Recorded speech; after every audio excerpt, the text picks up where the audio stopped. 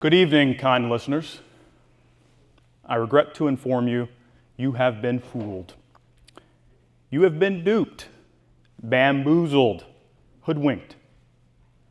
You have been deceived into believing that DEI is something it is not.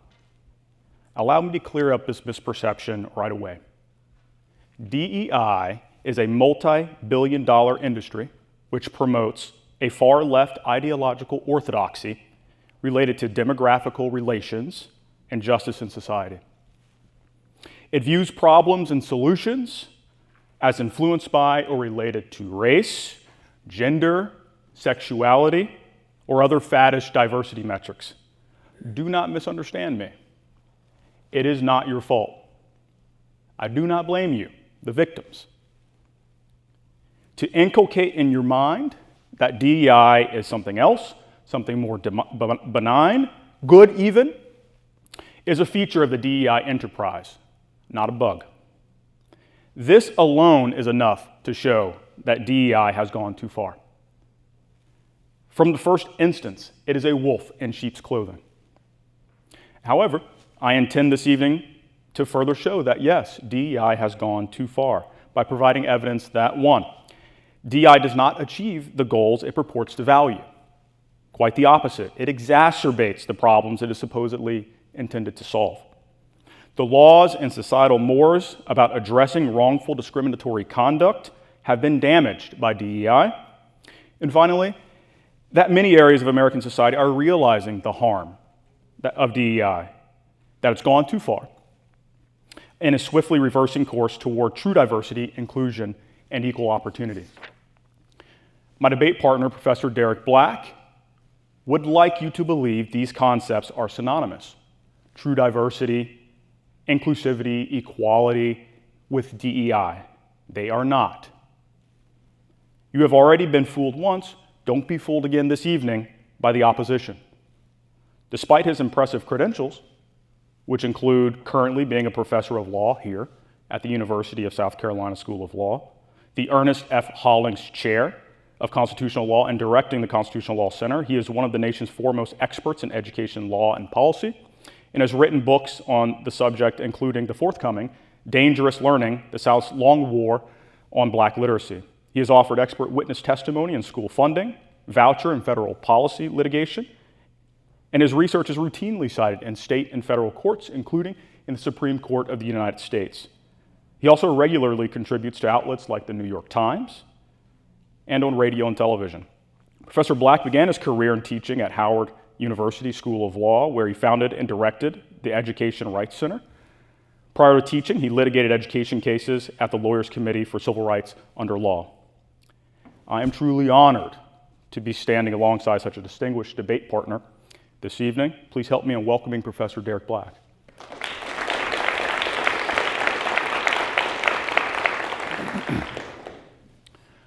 Be welcoming to all and cultivate a sense of belonging. Promote opportunities for all. Welcome diversity in all its forms.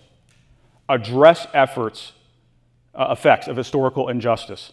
These are some commonly repeated goals of DEI.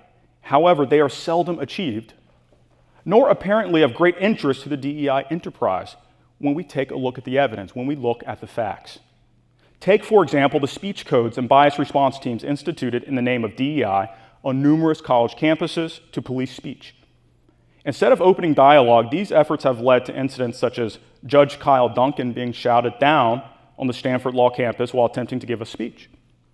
Indeed, a survey from the Heterodox Academy this year found that a majority of college students, rather than feeling welcome to express their perspective, report more reluctance in the era of the DEI enterprise to express their views in the classroom on issues such as race. Or take, for example, the DEI pledges that students and faculty both have been forced to sign at many schools in recent years to signal their allegiance to the enterprise. Imposing an ideological litmus test that threatens academic freedom and open inquiry. Fail to sign the pledge, and one will quickly learn it is not a device to promote opportunities for all. Or take, for example, the DEI officer, Tabia Lee, who was fired after expressing concern that DEI was not only failing to address, but was fueling anti-Semitism on her campus. a seemingly shocking development for a concept interested in the righting of historical wrongs.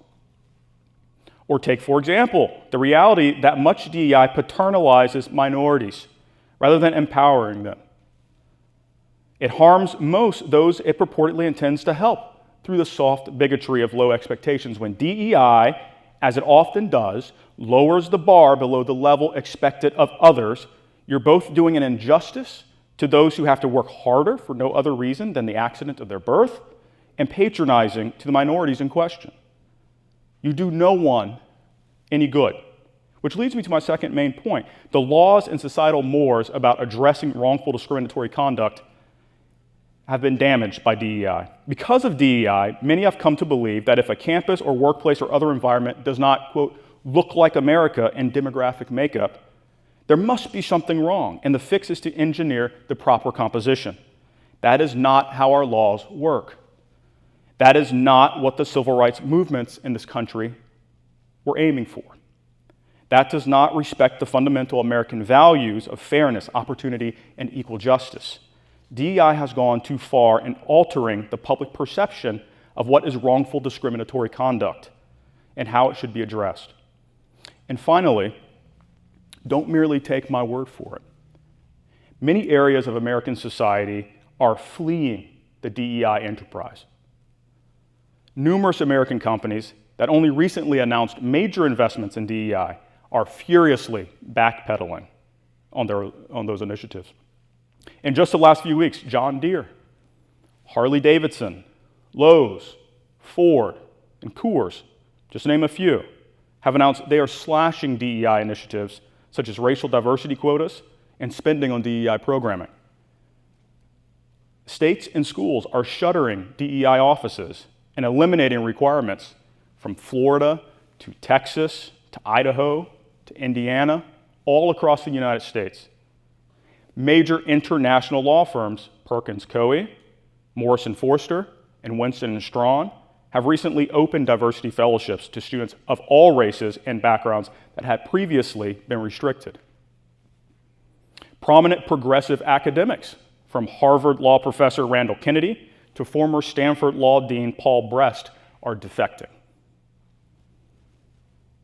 Kennedy explained in the school's newspaper, the Harvard Crimson, earlier this year, quote, "It would be hard to overstate the degree to which many academics at Harvard and beyond feel an intense and growing resentment against the DEI enterprise." Professor Brest, in a New York Times op-ed just a few days ago titled, "DEI is not working on college campuses, we need a new approach," argues, DEI, quote, "programs are too ideological, exacerbate the very problems they intend to solve, and are incompatible with higher education's longstanding mission of cultivating critical thinking. Instead," Professor Brest continues, "they are off-the-shelf trainings that are more suitable for airline safety briefings than exploring the complexities of interracial relations." I could not agree more. They are not intended to do so. The DEI enterprise is a multi-billion-dollar industry which promotes a far-left orthodoxy. It is not intended to explore the complexities of interracial relations with any seriousness. It does not achieve the lofty goals we have been indoctrinated to believe it does. Instead, it exacerbates problems. It is why so many are distancing themselves from it. It has gone too far. I urge you to vote yes on the proposition.